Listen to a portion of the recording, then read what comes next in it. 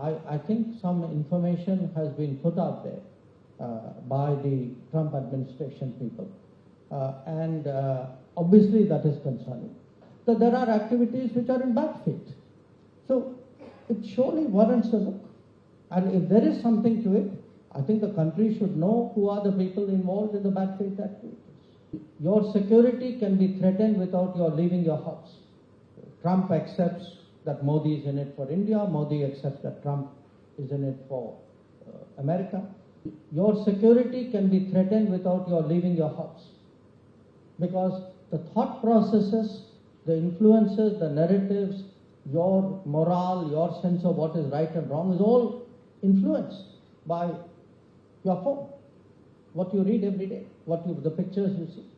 So coming back to your question, look, I think some information has been put out there by the Trump administration people. Obviously that is concerning. It would suggest that, there are activities which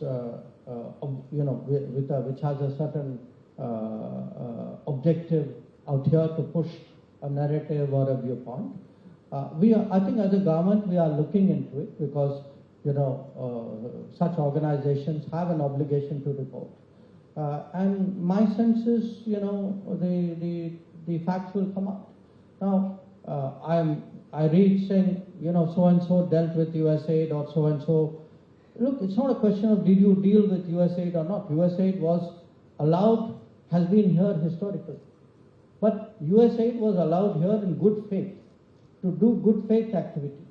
Now, suggestions are being made out of America that there are activities which are in bad faith. So, it surely warrants a look. And if there is something to it, I think the country should know who are the people involved in the bad faith activities.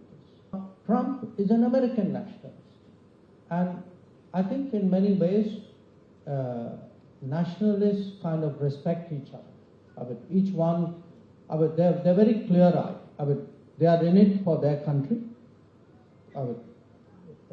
Trump accepts that Modi is in it for India. Modi accepts that Trump is in it for America. But the task, the purpose of the meeting is to say, okay, how do we find something which works? What is the common ground? What is it we can do together which makes both of us stronger? The second I felt was the chemistry was good. Because again, Trump being somewhat unusual, there are a lot of other leaders in the world who, with whom he has not necessarily a positive history. Now, in the case of Modi ji, it's not the case. He had a great visit. He remembered. It was a very interesting, you could say, psychological insight. We walked into the Oval Office.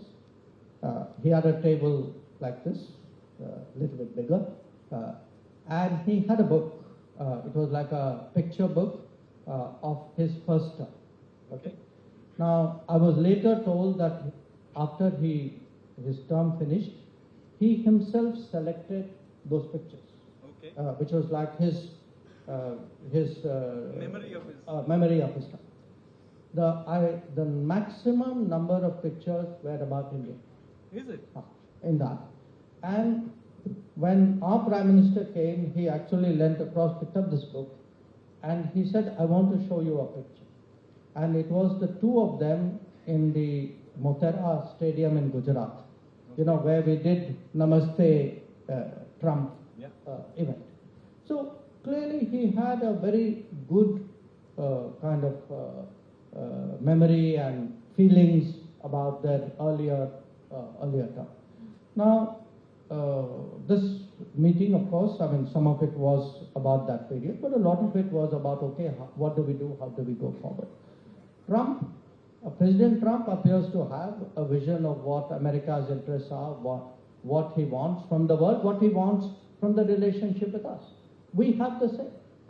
We too have demands of America. We too have opportunities with America. So I think there was a very open discussion about all of this, and I must say it was conducted with a lot of good humor, geniality, cordiality. Which was very visible, by the way. Yes, yes.